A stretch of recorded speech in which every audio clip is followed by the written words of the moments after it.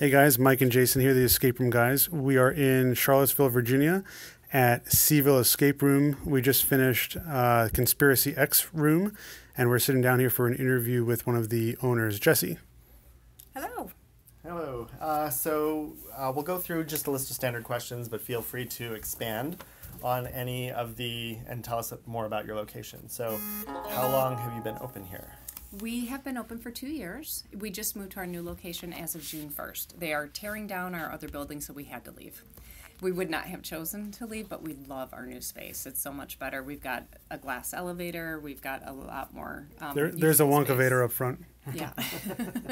So it's much nicer. We like it here much better. Awesome. It's a better part of them all. So tell us a little bit about the rooms that you have open now. We have 4 rooms open right now. Conspiracy X, as you just played, has a lot of modern conspiracies and kind of a sci-fi feel. Archaeologist Adventure, which is along the Indiana Jones line where you're looking for a lost civilization. We've got our Jack the Ripper room. Feels like you're in a flat in Victorian London and you're trying to solve the mystery of who he was. And we also have our Sherlock Moriarty's Revenge, which has some references to the modern TV shows. Oh, nice. Okay, that explains the 221B on the door when we walked by before. Yeah. I was wondering, I didn't see the picture for it. So with those rooms, which ones accommodate the most people? Conspiracy X and Archaeologist Adventure can do 8. We do public booking, so for public booking, we can accommodate 8. For private booking, we will go up to 10 in both of those rooms. And Sherlock and Jack the Ripper are both for 5. Okay, awesome. So tell us a little bit about the design philosophy that you have behind your rooms. Like, how do you come up with your ideas, and what type of experience do you want to give to your customers? We like to provide an all kind of immersive experience where everything in the room is detailed to the room, the props, the clues, the puzzles, the theme. As far as the creative process, my husband is the one who is the creative one. I cannot come up with an idea for a clue to save my life, but I am very analytical, so I run the business side of it. So he is constantly writing things down. He has a degree in theater and history. So he's actually using his college degree for the first time, which is amazing. He's constantly coming up with ideas, and then he presents his ideas to me. I help structure the rooms. With all of our rooms, there's multiple paths, which we personally really like that, as opposed to being linear, especially when you have 8 people in the room and there's only one puzzle to work on. I don't think that it works as well. One of our biggest complaints about certain rooms is the linearity of the puzzle structure. Oh, fantastic. And we also try to... we try to design our rooms so that every single path has to be fully completed to be able to get to the end result.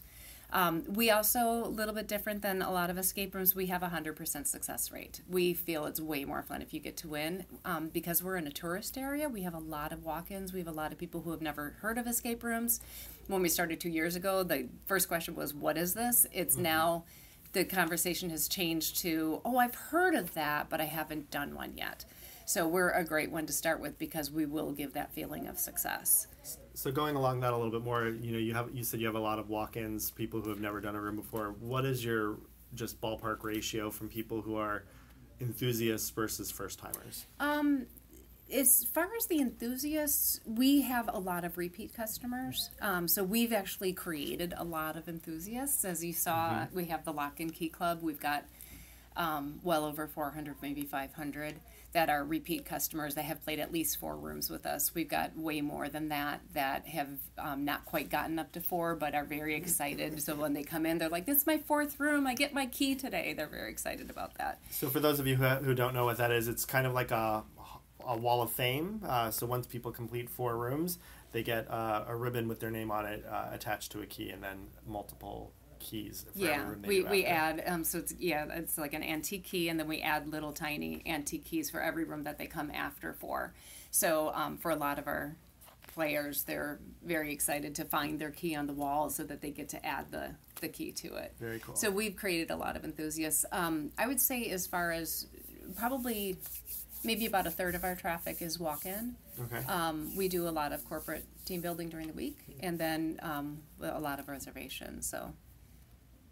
I don't know. So where does your husband get his inspiration for coming up with the ideas for the themes of the rooms? So we agree on the themes. We'll there's a couple that have been floating around for a couple of years. He's already gotten them written, but they always get bumped by some other idea that we come up with. A lot of times we look at the space that we have and envision what could best fit into that space, because of course being in a tourist downtown area that's also residential and has a lot of businesses, space is certainly a constraint. But we think we work with it really well to try to maximize the space that we have.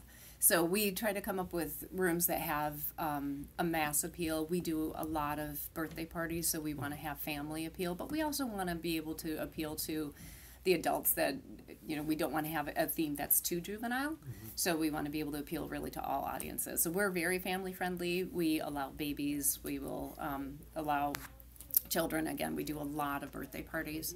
So we just work together to try to come up with themes that we feel would be appealing to all groups.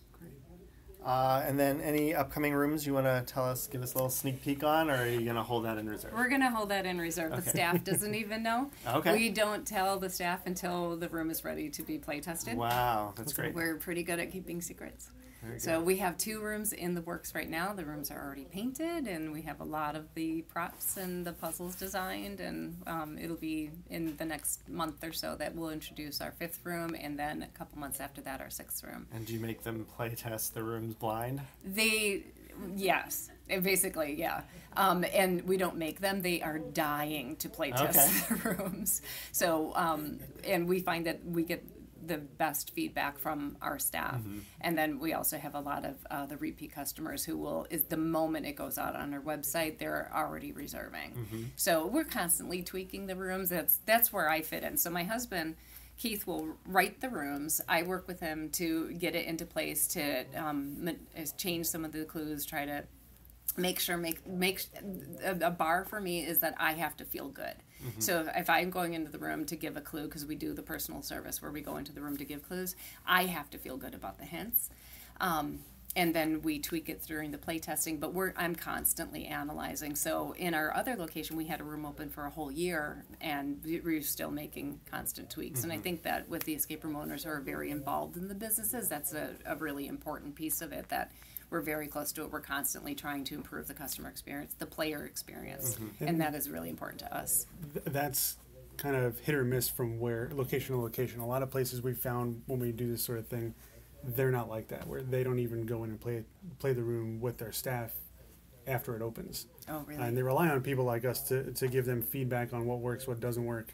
And I've even had some conversations where some of the owners rather, specifically do the linear route, and to ensure that everybody gets out. But they, that same philosophy, they want everyone to get out and have fun. But it really depends on the location, what you're going to find, that 100% escape, or if they're going for the experience. I think we prefer the experience, but we generally will ask how far before we get a clue, because we don't like to lose either. Yeah, sure. we usually ask, one of the questions that we normally ask is, how far through the room are we? Can you give us like a percentage, like 50%, 60%? Okay. And based on the time in the room, we'll determine whether or not we request a clue or not. Yeah. And here you requested 2. Yes. And finished in about 51 minutes or so. Yeah, and so it was very good. The 2 new rooms, are they going to replace 2 rooms, or are you going to go from 4 to 6? We're going to go from 4 to 6. Okay. Awesome. And at that point, then we'll start rotating out. Okay. So, we had originally planned, we had gotten up to 6 in our old location, and we had planned to just start rotating out, and that's when we found out that they were going to tear down our building. So that changed everything. Mm-hmm. So we're rolling with it. It's been 2 fabulous years. We're having a lot of fun, and we're meeting all sorts of new people. We have a wonderful staff. In fact, I was going to mention with the player experience, about half of the reviews we get mentions how great the staff is. Mm-hmm. And we work with them very closely to make sure everybody's enthusiastic and having fun, and these people just love to work here, and we love having them with us. So. Good. So what advice would you give to other escape room owners or enthusiasts? You can take your pick as to... I guess to other owners is just the personal involvement, as you were saying, where you can kind of tell when you're playing in a place whether or not the owners are very involved. For us, it's extremely important. I also have another job outside of this, and it's important to me to be here every hour that we're open. because I want to be able to ensure that everything is presented the way that it's very important for us to present. Your personal stamp of approval. Yeah, exactly. Yeah, and our staff is the most recent person, and we've known him for 2 years, has been with us for a year already. Wow, that's great. We don't have turnover. The only people who leave are the people who want a career and go to college. So and then they move away. So Grace, who's out there, is back for the summer, and she's planning to come back every summer, and she works on breaks and with us. So yeah, we've got a very, very devoted staff, and they're excellent, and they provide input as well for what they're seeing in the rooms, and we really appreciate their feedback as well, and we'll incorporate suggestions and changes, so we're constantly improving. That's great. Anything else you want to tell us about your location or your rooms? Well, if you come to visit Charlottesville, we're in the downtown mall, which is a historic area. It's the center of Charlottesville. Great restaurants, great shops, and we're a great place to spend an hour. On a great pedestrian walkway, so it's a lot of fun. Yeah. And again, there's a Wonkavator out front. Yeah. Just saying. Just saying. All right, well, thanks so much for talking with us, and we'll be back soon. Great, thank you. Thanks.